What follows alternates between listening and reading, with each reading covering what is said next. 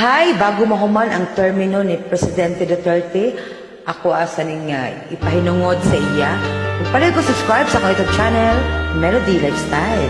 Thank you.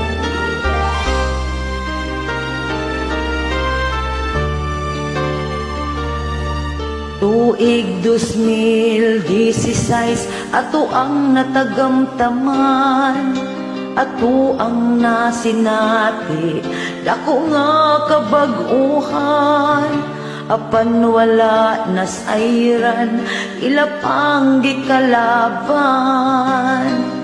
Si Duterte nga gibuhatanan, ug ang mga kalaban ang sayop pagabantayan. Ipost sa social media, magrally sa kadalanan, uguwa nila na hibawan ang tinuod na kabag-uhan. Kay kasuko sa ilang dughan, garbo na mong kabisayan, among presidente nga dali maduulan. Dapat lang atong suportahan si Duterte nga atong amahan.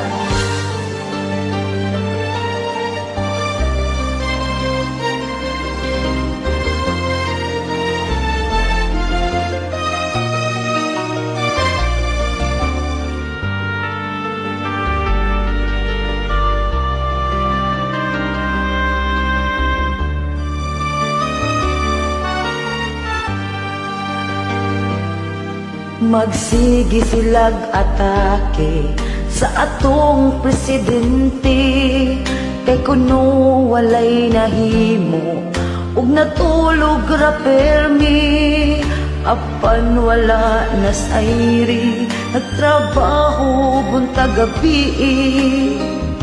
Pilipinas gipangga ni Duterte, garbo na kung kabisayan, among presidente nga dali maduulan. Dapat lang atong suportahan si Duterte na atong amahan. Garbo na kabisayan,